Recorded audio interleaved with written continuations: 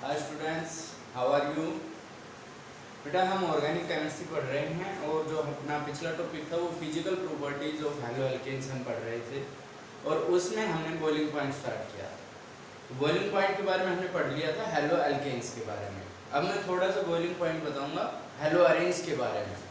तो जो boiling point होगा हेलो अरेंज का वो हेलो एल्केन्स जैसा ही होगा। मीन्स अगर इक्वल कार्बन्स है तो लगभग उनका बॉइलिंग पॉइंट क्या होता है, सेम होता है। हेलो अरेंज और हेलो एल्केन्स इक्वल कार्बन्स, जैसे हेलो अरेंज में कार्बन 6 तो मिनिमम होंगे ही, तो उसी तरीके से 6 कार्बन अगर एलिफेटिक है मतलब सीधी चेन में, हेलो एल्केन में अगर 6 कार्बन है तो उनका बॉइलिंग पॉइंट सेम होगा लगभग। मैंने आपको एक चीज भी बताई थी, जितनी लंबी कार्बन चेन होगी उतना ही बॉइलिंग पॉइंट भी क्या होगा, ज्यादा होगा। मीन्स लंबी चेन का मतलब है जिसमें ज्यादा कार्बन होंगे और ज्यादा कार्बन का मतलब है जिसका मॉलिक्यूलर मास क्या होगा, ज्यादा होगा।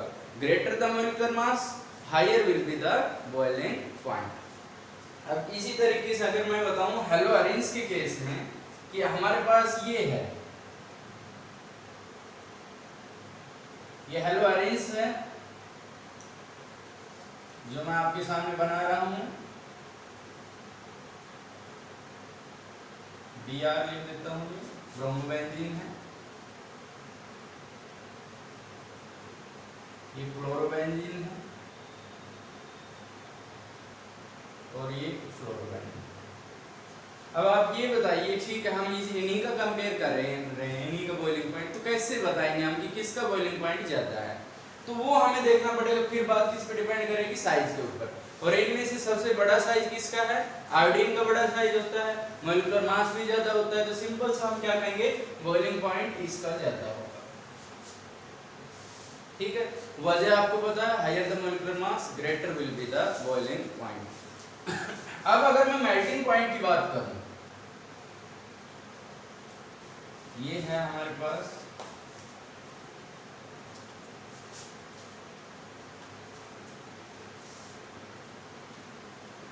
डाइक्लोरोबेंजीन है और डाइक्लोरोबेंजीन में मैं आपको बताता हूं आइसोमर्स है। इसमें देखो ऑर्थो डाइक्लोरोबेंजीन है, मेटा डाइक्लोरोबेंजीन है और पैरा डाइक्लोरोबेंजीन है। तो अब इसमें अगर बॉइलिंग पॉइंट देखें तो बॉइलिंग पॉइंट में खास डिफरेंस नहीं होता इनका। बॉइलिंग पॉइंट वैसे मेटा का सबसे कम होता है लेकिन कोई ज्यादा डिफरेंस नहीं है। लेकिन अगर मैं मेल्टिंग पॉइंट की बात करूं तो मेल्टिंग पॉइंट इसका बहुत ज्यादा हो जाता है।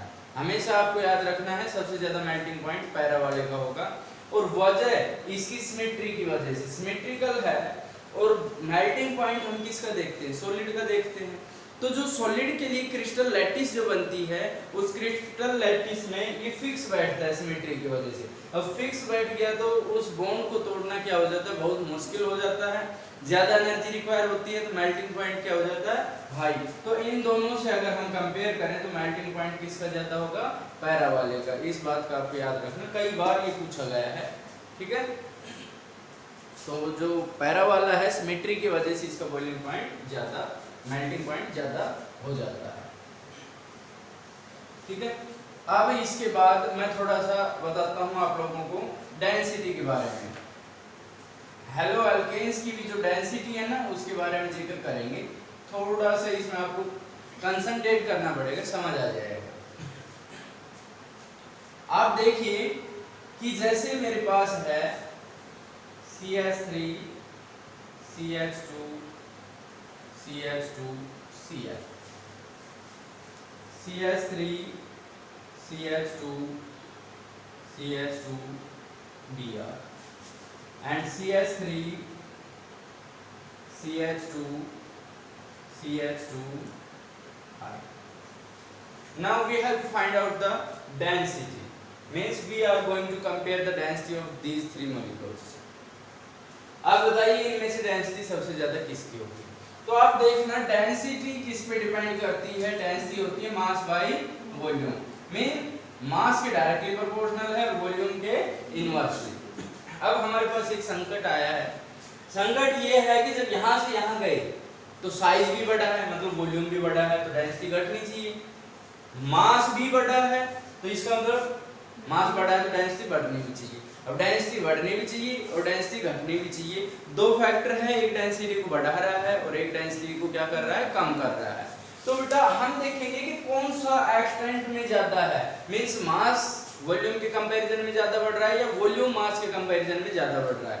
अगर चेन सेम है, मींस कार्बन सेम है और साइज बढ़ता है किसका, हैलोजेंस का, तो आप क्या कहोगे, डेंसिटी बढ़ेगी। मींस ये क्लोरीन से ब्रोमीन और ब्रोमीन से आयोडीन पे गए तो साइज के कंपैरिजन में मास ज्यादा बढ़ा है। बहुत इंपॉर्टेंट चीज बता रहा हूं मैं, ये साइज के कंपैरिजन में मतलब वॉल्यूम के कंपैरिजन में क्या बढ़ा है, मास ज्यादा बढ़ा है। तो अब आप क्या करोगे, मास ज्यादा बढ़ा है तो डेंसिटी भी ज्यादा बढ़ी है, तो आप क्या कहोगे कि ये ऑर्डर ऑफ डेंसिटी है।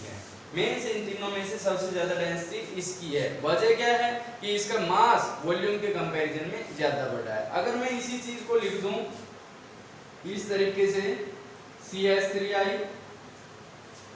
CH3CH2I and CH3 CH2 CH2I। बेटा अब देखना है आपको इनमें से, अब देखना, अब हमारे पास हैलोजन सेम है, ध्यान दो हैलोजन सेम है लेकिन नंबर ऑफ कार्बन क्या हो रहे हैं, इंक्रीज हो रहे हैं, है ना। अगर नंबर ऑफ कार्बन बढ़ रहे हैं तो उस केस में आप क्या करोगे कि जैसे जैसे कार्बन बढ़ रहे हैं तो मास के कंपैरिजन में वॉल्यूम ज्यादा बढ़ रहा है और वॉल्यूम ज्यादा बढ़ रहा है तो डेंसिटी घट रही है। तो आप क्या कहोगे, सबसे ज्यादा डेंसिटी इसकी होगी, फिर इसकी और फिर इसकी। बहुत इंपॉर्टेंट चीज बता रहा हूं मैं, ये आपको गौर करना है इस चीज पे कि अगर हैलोजन का साइज बढ़ रहा है तो मास ज्यादा बढ़ रहा है, मतलब डेंसिटी बढ़ेगी। अगर कार्बन चेन बढ़ रही है तो डेंसिटी घटेगी। इस पॉइंट को नोट कर लें। अब इसके बाद हम चलते हैं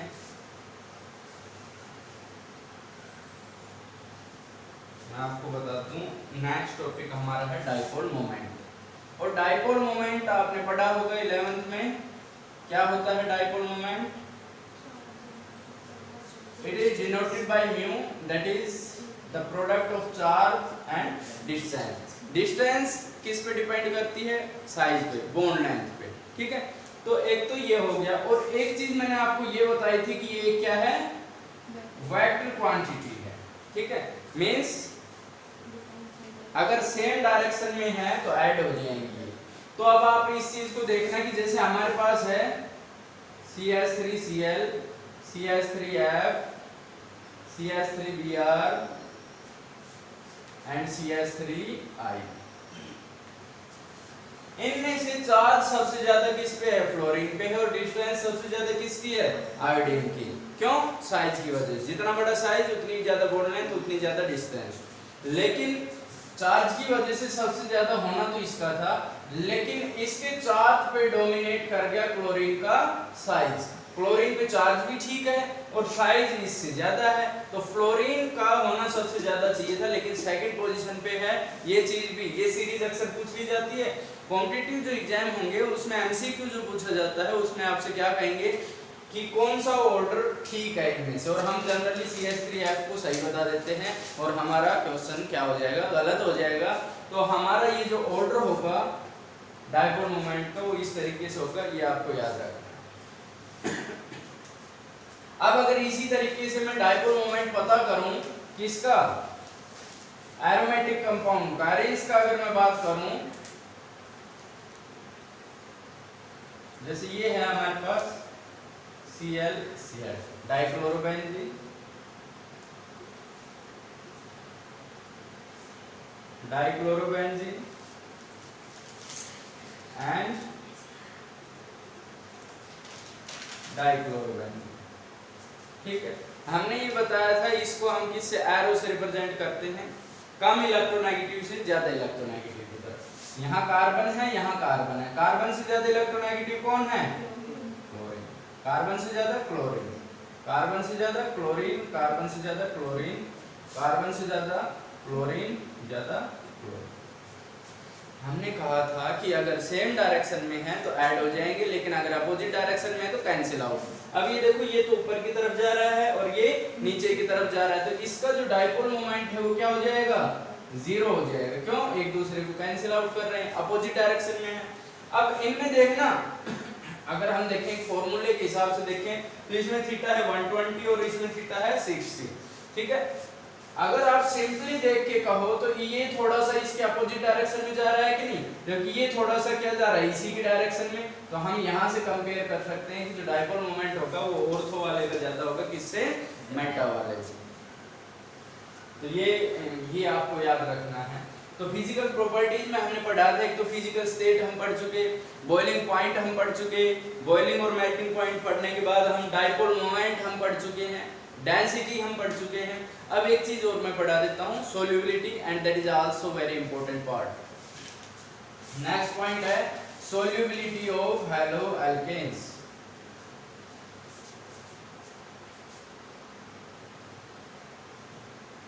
सोल्यूबिलिटी, अगर मैं आपको सोल्यूबिलिटी बताऊं तो सोल्यूबिलिटी का एक रूल हमने बता रखा है, लाइक डिजोल्व्स लाइक। अगर मतलब पोलर किस में? पोलर में डिजोल्व होता है, पोलर पोलर में और नॉन पोलर नॉन पोलर में, ठीक है। दूसरी चीज मैंने बताई थी, जो मॉलिक्यूल वाटर के साथ हाइड्रोजन बॉन्ड बनाता है वो वाटर के अंदर क्या होगा? सोल्यूबल होगा, ठीक है। तो अगर मैं बात करूं यहाँ पर हेलो एल्केन CH3Cl और water H2O, H positive OH negative, CH3 positive Cl negative, दोनों पोलर हैं, लाइक डिजोल्व लाइक, डिजोल्व हो जाना चाहिए। लेकिन यही चीज इसको इंपॉर्टेंट बनाती है कि ये डिजोल्व नहीं होते। Halo alkane does not dissolve in water. Question कैसे आता है? सीबीएसई में कई बार पूछा गया है ये कि जो CH3Cl है, या haloalkanes are polar but insoluble in water, why? या कहते हैं कि ये सोल्यूबिलिटी बताओ, सोल्यूबल है या नहीं है। तो आप कहोगे जो हेलो एल्केन्स हैं वो वाटर के अंदर क्या होते हैं? इनसोल्यूबल। पोलर होते हुए भी क्या है? इनसोल्यूबल है। रीजन पूछा जाएगा तो आप रीजन क्या बताओगे? देखो, रीजन ये है कि अगर ये हमारे पास है वाटर, ठीक है, वाटर के अंदर हम किसी चीज को डालेंगे तो डिजोल्व होगा, वो पोलर है। तो मींस वाटर है H2O और H2, तो इसके अंदर क्या है? हाइड्रोजन बॉन्डिंग है। ये तो सभी को पता है कि वाटर के अंदर क्या होती है? हाइड्रोजन बॉन्डिंग होती है। और हमारे पास जैसे हेलो एल्केन है CH3Cl, ठीक है। तो जो CH3Cl के मॉलिक्यूल हैं वो ना तो वाटर के साथ हाइड्रोजन बॉन्ड बनाते हैं, जो वाटर के साथ हाइड्रोजन बॉन्ड बनाते हैं वो तो वाटर के अंदर सोल्यूबल है, ये वाटर के साथ ना तो हाइड्रोजन बॉन्ड बनाते हैं। दूसरा, ना इनमें इतनी ताकत है कि ये ऑलरेडी जो वाटर के अंदर एग्जिस्ट कर रहा है हाइड्रोजन बॉन्ड उसको तोड़ पाए। ना तो ये इस बॉन्ड को तोड़ पा रहे हैं, मींस इनसे वीक बॉन्ड है, और ना ही ये वाटर के साथ बॉन्ड बना पा रहे हैं, स्ट्रॉन्ग बॉन्ड मतलब hydrogen bonding. That's why these are insoluble in water, ठीक है। आप क्या कहोगे कि ना तो ये वाटर के साथ हाइड्रोजन बॉन्ड बना पा रहे हैं और ये ना ही हाइड्रोजन बॉन्ड जो वाटर मॉलिक्यूल्स के पास एग्जिस्ट कर रहे हैं पहले से ही, उनको डिसोसिएट भी नहीं कर पा रहे हैं। That's why these are insoluble in water.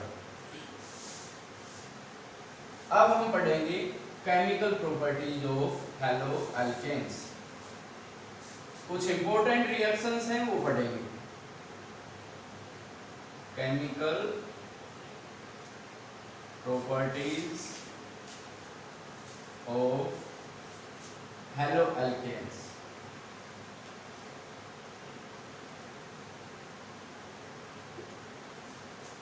Chemical properties का मतलब आप समझते हो, केमिकल रिएक्शंस कि ये किसके साथ रिएक्शन करके और क्या बनाएंगे, ठीक है। तो सबसे पहले जो ये फॉलो करते हैं nucleophilic substitution reaction. Nucleophilic substitution reaction. अब आप देखोगे जो ज्यादा रिएक्टिव, जैसे न्यूक्लियो नाम से ही पता चल रहा है, 11th में आपने पढ़ा भी था, न्यूक्लियोफिलिक सब्स्टिट्यूशन रिएक्शन। एक न्यूक्लियोफाइल दूसरे न्यूक्लियोफाइल को सब्स्टिट्यूट कर दे, उसकी छुट्टी कर दे, उसको उसकी जगह से हटा दे, भगा दे, है ना, तो उसको हम क्या बोल देंगे? Nucleophilic substitution reaction. तो देखो इसको बोला जाता है न्यूक्लियोफिलिसिटी। न्यूक्लियोफिलिसिटी, आपसे कई जगह कॉम्पिटिटिव एग्जाम के जो क्वेश्चंस होंगे उसमें न्यूक्लियोफिलिसिटी के बारे में पूछा जाएगा कि कौन सा ज्यादा न्यूक्लियोफिलिसिटी शो करता है। मींस न्यूक्लियोफिलिसिटी का मतलब more reactive, reactivity of nucleophile, इसको हम कहेंगे रिएक्टिविटी ऑफ न्यूक्लियोफाइल, कि कोई भी न्यूक्लियोफाइल कितना रिएक्टिव है। अब कितना रिएक्टिव है ये किस पे डिपेंड करेगा। नंबर एक तो न्यूक्लियोफाइल होते क्या है, न्यूक्लियस लविंग, ठीक है। न्यूक्लियस लविंग मतलब पॉजिटिव चार्ज लविंग, मींस इस पे नेगेटिव चार्ज हो। अब जैसे मैं कंपेयर कर रहा हूं, कई बार पूछा जाता है कि इनमें से ज्यादा रिएक्टिव न्यूक्लियोफाइल कौन सा है या किसकी न्यूक्लियोफिलिसिटी ज्यादा है। तो उसके लिए आपको एक चीज बता देता हूं, H2O में भी OH है और इसमें भी। H2O को हम HOH ऐसे लिख सकते हैं, ठीक है, सेम है, लेकिन आपको ध्यान रखना है जिस स्पीशीज पे नेगेटिव चार्ज होगा वो ज्यादा न्यूक्लियोफाइल होगा। मींस इन दोनों से कंपेयर करें तो OH negative is more having more nucleophilicity than H2O, means ये ज्यादा रिएक्टिव न्यूक्लियोफाइल है H2O के कंपैरिजन में। वजह आप समझ गए, मैंने बता दिया है, ठीक है। दूसरी चीज, कंपैरिजन अगर आपसे 3 4 5 का पूछ लिया जाए कि इनमें से कौन सा ज्यादा रिएक्टिव न्यूक्लियोफाइल है, ठीक है, कौन सा स्ट्रॉन्गर न्यूक्लियोफाइल है, तो आप क्या करोगे, आप देखोगे कि जैसे मैं आपको बता देता हूं CH3 पे नेगेटिव है, NH2 नेगेटिव है और OH नेगेटिव है और हमारे पास F नेगेटिव है, ये लिख दिया मैंने, ठीक है।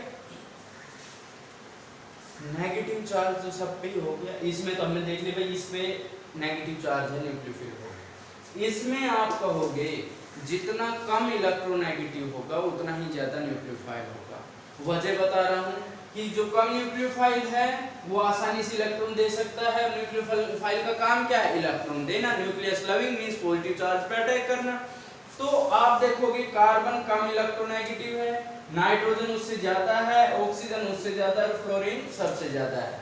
तो आप ये कहोगे कि जिसकी इलेक्ट्रोनेगेटिविटी ज्यादा उसकी न्यूक्लियोफिलिसिटी कम, वो कम रिएक्टिव न्यूक्लियोफाइल है। ये बात आपको बहुत ध्यान से समझनी है। अगर ये कंपेयर कराया जाए आपसे कि इनमें से स्ट्रॉन्गर न्यूक्लियोफाइल कौन सा है, तो आप कहोगे ये CH3 नेगेटिव, फिर NH2 नेगेटिव, फिर OH नेगेटिव और फिर F नेगेटिव।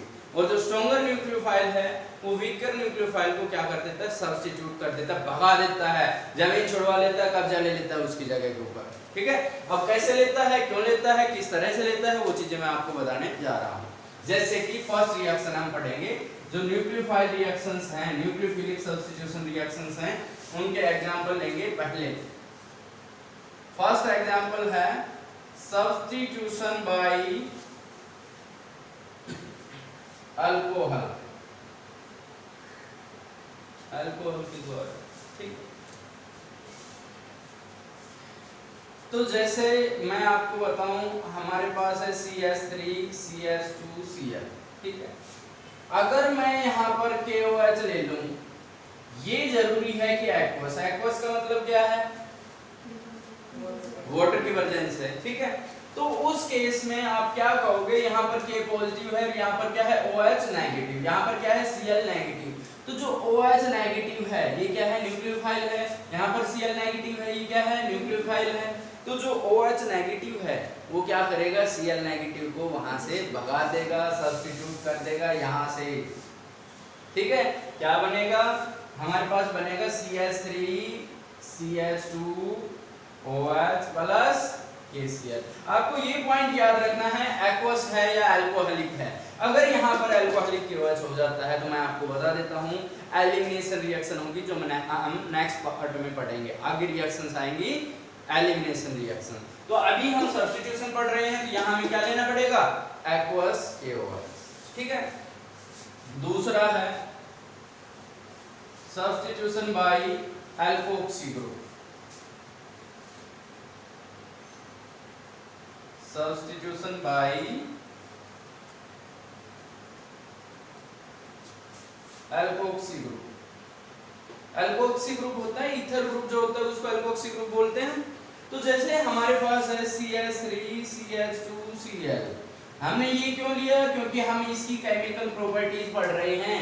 तो किसी के भी रिएक्शन कराएंगे तो किसके साथ कराएंगे, हेलो एल्केन के साथ कराएंगे। ठीक है, तो हम क्या लिखेंगे, CH3 CH2ONA इसके साथ रिएक्शन करा देंगे, तो जो NaCl है ये रिमूव हो जाएगा। तो ये जो है ये कौन सा ग्रुप है, एल्कोक्सी ग्रुप, ये इसके साथ जुड़ जाएगा। क्या बनेगा, CH3 CH2O CH2CH। ठीक है, तो ये क्या बन गया हमारे पास, एल्कोक्सी ग्रुप बन गया है। ठीक है, तो इसको हम क्या कहेंगे कि सब्स्टिट्यूशन बाय एल्कोक्सी ग्रुप। तो ये सब्स्टिट्यूशन बाय एल्कोक्सी ग्रुप हो गया है। इसके बाद अब देखना ये क्या बना है हमारे पास, NaCl प्लस में लिख देना, रिमूव जो हुआ वो क्या हुआ है, NaCl। तो सब्स्टिट्यूशन किसने किया, ये एल्कोक्सी ग्रुप ने किया। ठीक है, अच्छा थर्ड वन यहां लिख देता हूं मैं,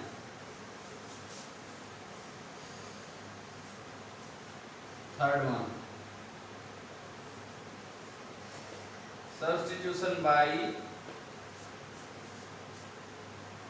साइनो ग्रुप। साइनो ग्रुप का मतलब है जैसे CN आपने पढ़ा भी होगा। आपको यहाँ पर एक चीज मैं बताऊंगा, CN है ये न्यूक्लियोफाइल है, लेकिन दो तरह के न्यूक्लियोफाइल है ये। इस तरह के न्यूक्लियोफाइल को हम एम्बिडेंट न्यूक्लियोफाइल बोलते हैं। एम्बिडेंट न्यूक्लियोफाइल वो होते हैं जो दोनों साइड से अटैक कर सके, मींस C की तरफ से भी अटैक करते हैं और N की तरफ से भी अटैक करते हैं, तो उसको हम क्या कहेंगे, एम्बिडेंट न्यूक्लियोफाइल। तो अब आप देखिएगा जैसे हमारे पास है CH3 CH2 Cl, ये है हमारे पास। अब मैं अगर इसकी KCN के साथ करा दूं रिएक्शन, तो KCl तो रिमूव हो जाएगा, CN इसके साथ लग जाएगा, क्या बनेगा, CH3 CH2 Cl। ठीक है, प्लस KCl, एक तो ये हो गया। अब ये जो हमें मिला है ये बड़े काम की चीज है, इससे हम कई चीजें बना सकते हैं। जैसे कि हमारे पास है CH3 CH2 Cl, CN बन गया हमारे पास। अगर हम इसकी H2O के साथ करते रिएक्शन और कंसंट्रेटेड एसिड के साथ जैसे H2SO4, ठीक है, तो क्या होगा, ठीक है, क्या बनेगा हमारे पास, भाई एक ऑक्सीजन है और दो हाइड्रोजन है, तो एक ऑक्सीजन इसके साथ जुड़ जाएगा और दो हाइड्रोजन किसके साथ जुड़ेंगे, नाइट्रोजन के साथ। क्या बनेगा, CH3 CH2, इस कार्बन को मिस नहीं करोगे आप।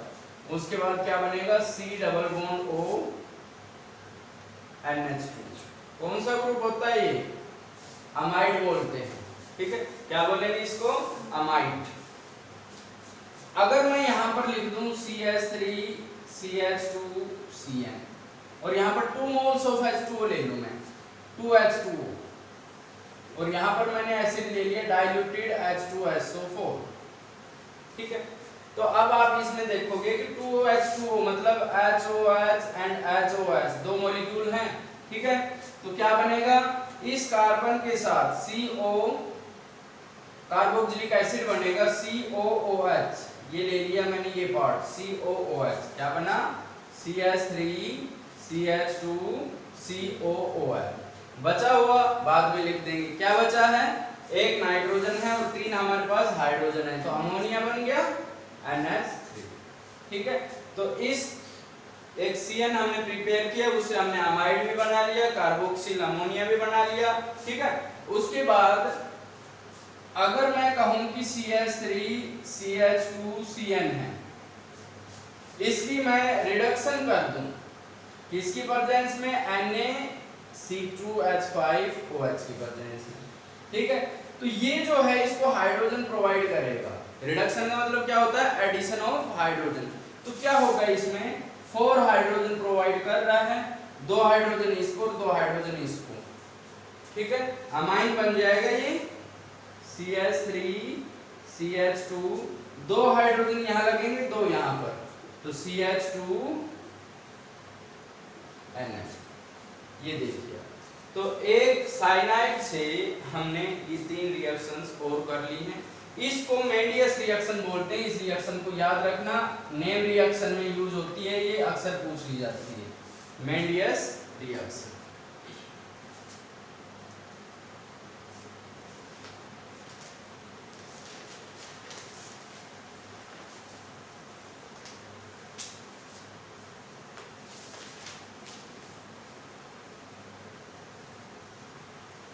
अब देखो क्या होता है कि हमारे पास था CH3CH2Cl या CH3Cl लिख लिया मैंने, और इसकी मैंने KCN के साथ रिएक्शन करा है, ठीक है। और इसी CH3Cl की मैंने AgCN के साथ रिएक्शन करा है, तो क्या होता है, इस चीज को ध्यान से समझना, बहुत इंपॉर्टेंट पॉइंट है ये। अक्सर पूछा जाता है कि इस केस में क्या होगा, CH3CN प्लस KCl बनेगा, जबकि इस केस में CH3NC प्लस AgCl बनेगा। ये चीज तो मैं पहले क्लियर कर चुका हूं कि जो CN है ये क्या है, एम्बिडेंट न्यूक्लियोफाइल है, मतलब दोनों तरफ से जुड़ सकता है। तो इस केस में ये C की तरफ से जुड़ रहा है और इस तरफ केस में ये किसकी तरफ से जुड़ रहा है, N की तरफ से। तो आप लोगों को ये ध्यान रखना है कि एक तो कई बार क्या करेगा, वो ऐसे दे देगा कंप्लीट द रिएक्शन, या फिर ऐसे दे देगा कंप्लीट द रिएक्शन। तो आपको ध्यान रखना है कि अगर KCN है तो C की तरफ से जुड़ेगा, और AgCN है तो किसकी तरफ से जुड़ेगा, N की तरफ से। पहला पॉइंट तो ये है। कई बार वो क्या करता है, रीजन पूछ लेते हैं, वजह क्या है, तो रीजन आप बताओगे। आपको सिंपल कह देना है कि KCN है वो आयनिक है, और AgCN है वो कैसा है, कोवैलेंट है, because KCN is ionic while AgCN is covalent. तो ये आयनिक होने की वजह से क्या हुआ और ये कोवैलेंट होने की वजह से क्या हुआ, वो मैं आपको समझा रहा हूं। जैसे कि हमारे पास है CH3Cl प्लस K पॉजिटिव है और CN कैसा हो गया, नेगेटिव हो गया। आयनिक का मतलब यही है, ये आयन टूट जाएंगे। तो इसमें बेटा जो आपको देखने वाली चीज है कि Cl क्या आ गया, इलेक्ट्रॉन पेयर ले गया, Cl पे नेगेटिव और CH3 पे पॉजिटिव। इस CH3 को इलेक्ट्रॉन चाहिए, इसको इलेक्ट्रॉन कौन दे सकता है, कार्बन भी दे सकता है क्योंकि यहाँ से इलेक्ट्रॉन मिले हैं, इसको नाइट्रोजन दे सकता है क्योंकि नाइट्रोजन पे ऑलरेडी इलेक्ट्रॉन पेयर है, ठीक है। तो इसके साथ C भी जुड़ सकता है और N भी जुड़ सकता है, क्यों, क्योंकि इलेक्ट्रॉन कौन दे सकता है, C भी दे सकता है और N भी दे सकता है। लेकिन इसकी तरफ से इसके साथ कार्बन ही जुड़ेगा, क्योंकि कार्बन कार्बन जो बॉन्ड है वो स्ट्रॉन्गर होता है किससे, कार्बन नाइट्रोजन बॉन्ड से। तो ये स्ट्रॉन्गर बॉन्ड बना के ज्यादा स्टेबल होना चाहेगा, तो इसका जो ये इलेक्ट्रॉन है ये देगा CH3 को, क्या बनेगा, CH3CN प्लस K पॉजिटिव के साथ क्या आ गया, Cl नेगेटिव आ गया, ठीक है। अगर मैं कोवैलेंट की बात करूं तो अब आप देखना, जैसे हमारे पास है CH3Cl प्लस AgCN। अब ये कोवैलेंट है, मतलब इस पे चार्ज नहीं आया, जो इलेक्ट्रॉन पेयर है केवल किसके पास है, नाइट्रोजन के पास है। अब जो इलेक्ट्रॉन दे पाएगा कौन दे पाएगा, केवल नाइट्रोजन दे पाएगा। जब नाइट्रोजन इसको इलेक्ट्रॉन पेयर देगा, इस पे पॉजिटिव है, इस पे नेगेटिव है, ठीक है, फिर C इसका इलेक्ट्रॉन पेयर देगा।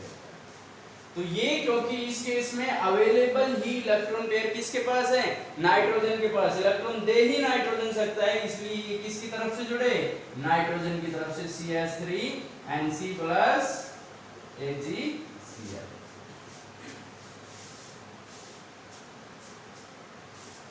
सेम रिएक्शन और बता रहा हूं मैं कि अगर हमारे पास है CH3Cl plus KNO2, K positive O negative and double bond O, एक तो ये रिएक्शन। और उसी तरह से हमारे पास है CH3Cl, हमारे पास है CH3Cl प्लस AgNO2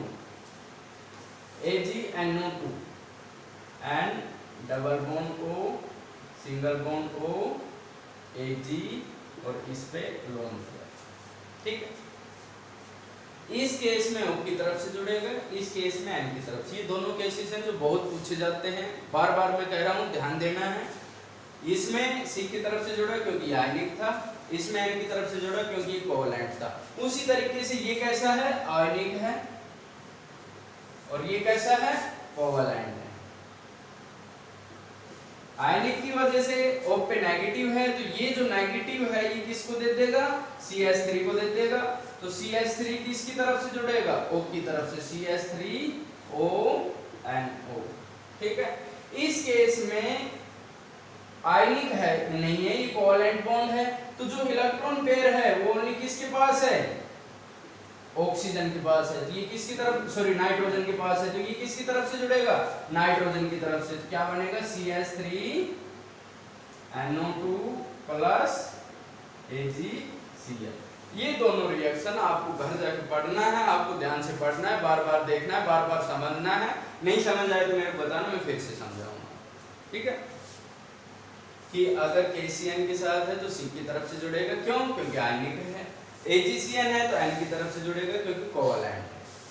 ठीक है, आयनिक में क्योंकि C पे भी नेगेटिव है तो ये C की तरफ से जुड़ेगा। इसमें C के पास इलेक्ट्रॉन ही नहीं है तो नाइट्रोजन की तरफ से जुड़ेगा। ये वाला जो है इस केस में, जैसे इसमें तो सिल्वर से जो के पोटेशियम है हमारे पास, पोटेशियम से ऑक्सीजन ने इलेक्ट्रॉन पेयर ले लिया, तो इस पे क्या है, नेगेटिव चार्ज है, इसने इसको दे दिया, इसके साथ जुड़ गया उसकी तरफ से। इस केस में जो इस और इसके बीच में है ये कोवैलेंट बॉन्ड है, तो ये आयन में कन्वर्ट नहीं हुआ, मतलब ऑक्सीजन पे अभी कोई नेगेटिव चार्ज नहीं है, तो चार्ज केवल किसके पास है, लोन पेयर है, नाइट्रोजन के पास। तो इलेक्ट्रॉन पेयर कौन दे पाएगा, नाइट्रोजन दे पाएगा, तो जुड़ेगा किसकी तरफ से, नाइट्रोजन की तरफ से।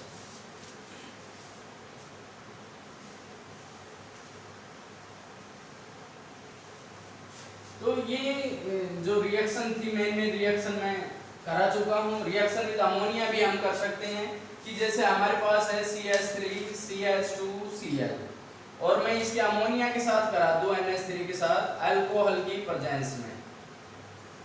ठीक है, C2H5 तो एक H के साथ एक Cl रिलीज हो जाएगा और NH2 लग जाएगा, अमाइन बन जाएगा CH3 CH2 NH2 plus HCl। ठीक है, इसी तरीके से CH3 Cl प्लस NaSH, इसको बोलते सोडियम हाइड्रोसल्फाइड। ठीक है, CH3 के साथ क्या लग जाएगा, NaCl रिमूव हो गया, CH3 के साथ क्या जुड़ गया, SH प्लस NaCl, इसको थायो अल्कोहल बोलते हैं। ठीक है, ऐसे जब जुड़ता है तो इसको हम क्या बोलेंगे, थायो अल्कोहल। ठीक है, ये मैं बता क्यों रहा हूँ, ये कई बार कन्वर्जन में पूछ लिया जाता है, कन्वर्ट क्लोरोमीथेन इनटू थायो अल्कोहल। तो आपको अगर थायो अल्कोहल का पता है तो ही आप उसमें कन्वर्ट कर पाओगे, वरना आप नहीं कर पाओगे। तो ये रिएक्शंस है मेन जो आपको पढ़नी है। These are the chemical properties of haloalkanes. अब मैं आपको दो तरह के रिएक्शंस और बताऊंगा, और ये समझो, मेरी बात मान के चलो कि अगर जिंदगी में आप केमिस्ट्री पढ़ोगे, इससे आगे कोई टेस्ट दोगे, तो यहाँ आपकी मुलाकात इनसे जरूर होगी। ठीक है, तो जो सब्स्टिट्यूशन रिएक्शन है, न्यूक्लियोफिलिक सब्स्टिट्यूशन रिएक्शंस, उसकी टाइप बता रहा हूँ। तो पहली है SN2 रिएक्शन, SN2 रिएक्शन,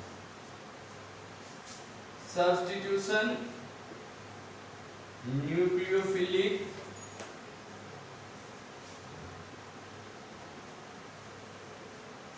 बाइमोलिक्यूलर।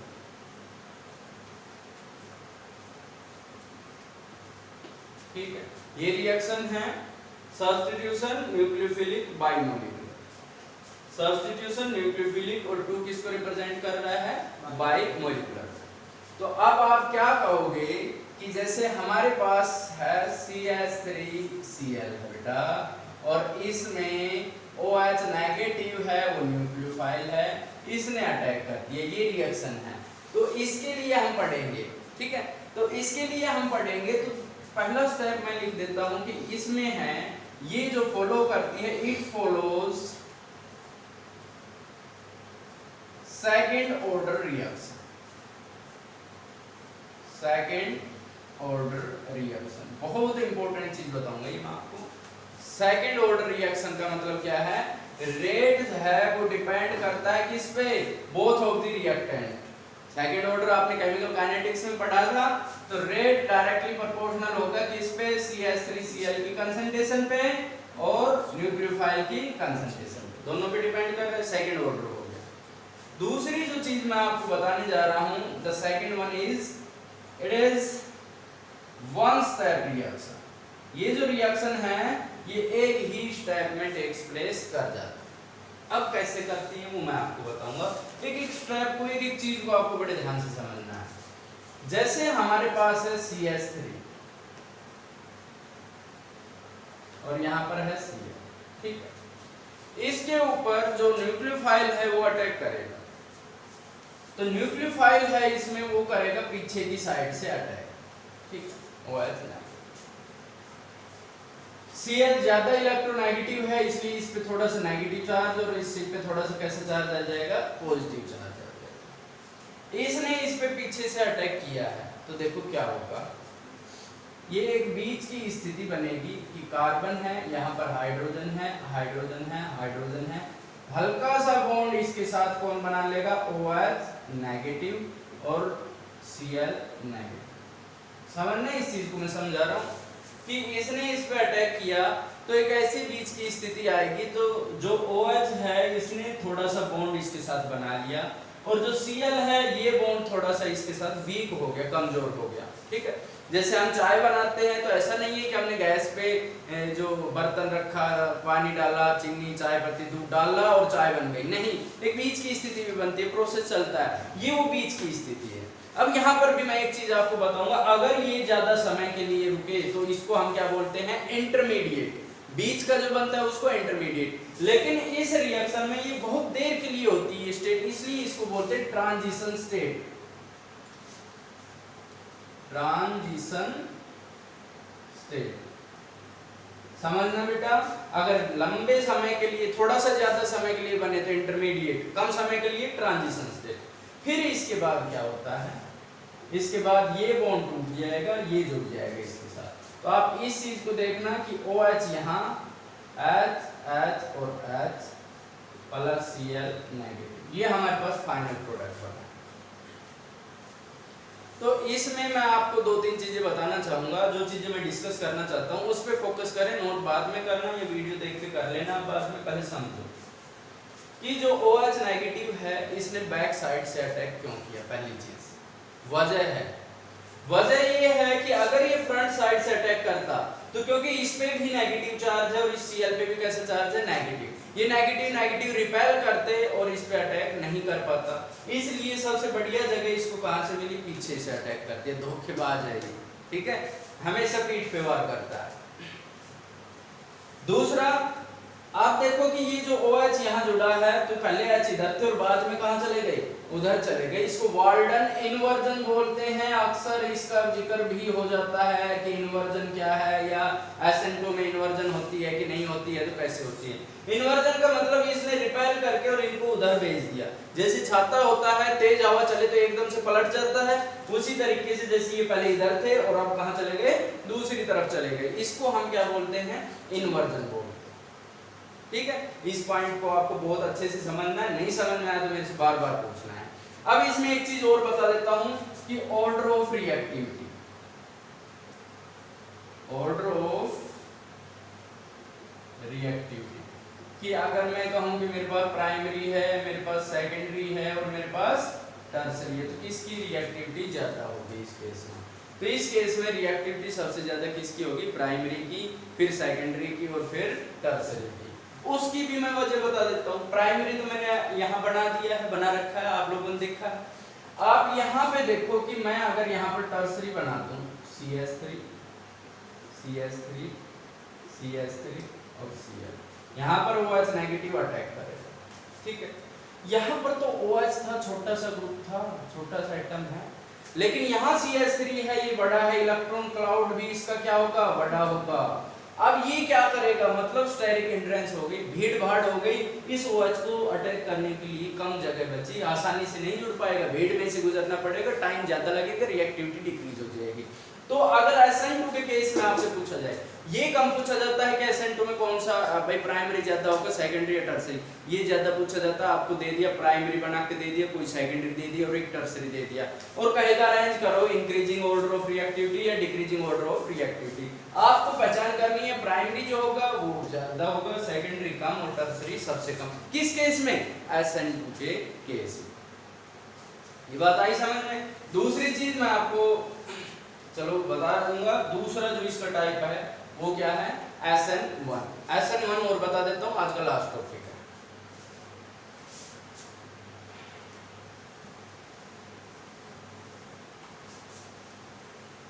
ध्यान से समझना है।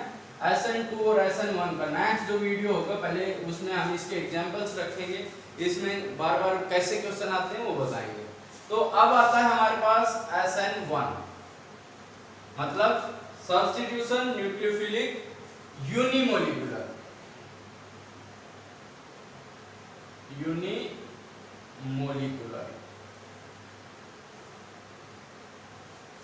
तो इसमें देखना क्या होगा, इसमें जैसे हमारे पास है CH3 CH3 CH3 Cl, tertiary है, OH नेगेटिव इस पे अटैक कर रहा है, ठीक है। तो ये जो पहला है, इट फॉलोज फर्स्ट ऑर्डर, वो कौन सा था? सेकंड ऑर्डर था, और ये कौन सा हो गया? फर्स्ट ऑर्डर, ठीक है। मतलब रेट ऑफ रिएक्शन किस पे डिपेंड करेगा? CH3 C CH3 CH3 and Cl only. OH negative पे ये अटैक नहीं करेगा, इस चीज को आपको ध्यान रखना है, ठीक है।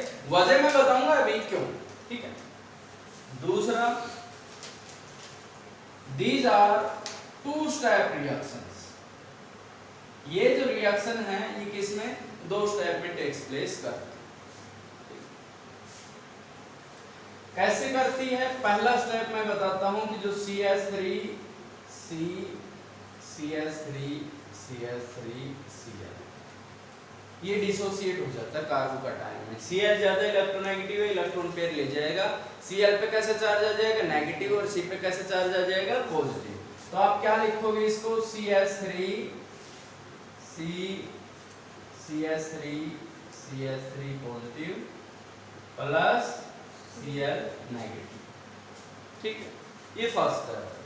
सेकंड स्टेप में क्या होगा कि हमारे पास है CH3 C CH3 CH3 positive. अब जो OH नेगेटिव है, जो न्यूक्लियोफाइल है, आसानी से अटैक कर पाएगा इस पॉजिटिव पे, क्या बना देगा? CH3 C CH3 CH3 OH, ठीक है। अब आपको मैं एक चीज लिख के दे रहा हूं, ये जो स्टेप है ये स्लो स्टेप है, और ये कैसा है? फास्ट है। कहीं ना कहीं आपने जरूर पढ़ा होगा कि slowest step is rate determining step. Rate कौन बताता है? जो स्लो स्टेप है, या RDS है, रेट डिटरमिनिंग स्टेप, ठीक है। रेट ये बताएगा, ठीक है। हमने कहा था रेट डिपेंड करता है इसकी कंसंट्रेशन पे। आप बताओ इस पे डिपेंड कर रहा है कि नहीं? यही हमने बताया था। अब एक्चुअल में ये इस पे डिपेंड कर रहा है, इसीलिए कैसा है? फर्स्ट ऑर्डर रिएक्शन, ठीक है। अब इसमें एक चीज और बता रहा हूं मैं, इसमें रिएक्शन इंटरमीडिएट कौन है? कार्बोकैटायन है, ठीक है। और मैंने जिसमें बताया था, जिस भी रिएक्शन में कार्बोकैटायन क्या हो? रिएक्शन इंटरमीडिएट हो, टर्सरी सबसे ज्यादा रिएक्टिव होगा, because tertiary carbocation is most stable. तो ऑर्डर ऑफ रिएक्टिविटी मैं आपको बता रहा हूं क्या होगा? Tertiary, secondary, primary. इसमें आपको रीजन लिखना है, पहले वाले में SN2 में कि प्राइमरी ज्यादा रिएक्टिव होता है क्योंकि टर्सरी में स्टेरिक एंड्रेंस ज्यादा हो जाती है। इसमें क्या कहोगे? Because tertiary carbocation is most stable. Tertiary carbocation is most stable. ये जो SN1 और SN2 है ना, इस पे तो आपको कहीं ना कहीं क्वेश्चन मिले ही मिले। बहुत इंपॉर्टेंट चीज मैंने बताई है। दूसरी चीज मैं आपको और समझा रहा हूं कि slowest step is rate determining step 5। एक कंपनी है, साइकिल बनाती है, ठीक है, साइकिल बनाती है, उसने एक दिन में भाई पेयर्स में पहिए बनाए 50 व्हील्स बना दिए उसने, ठीक है, 60 सीट्स बना दी, स्टीयरिंग जो उसका हैंडल होता है वो 45 बनाई, ठीक है, बाकी सारी चीजें ज्यादा बनी, सबसे कम बने क्या, हैंडल, ठीक है। तो साइकिल कम से कम मतलब कितनी बन सकती है कंप्लीट साइकिल, जो स्लो स्टेप है, सबसे धीरे स्टेप चला है 45 साइकिल बनेगी, उससे ज्यादा जो बनेगी मान लो 60 बन गई तो उसमें 15 ऐसी होंगी जिन पे हैंडल नहीं होगा, ठीक है ना। कंप्लीट साइकिल कौन बताएगा कि कंप्लीट, जो स्लोवेस्ट स्टेप होगा, तो ये जो स्लोवेस्ट स्टेप है यही बताएगा कि रेट ऑफ रिएक्शन क्या है, ठीक है। कल इसके हम एग्जांपल्स वगैरह करेंगे। Thank you.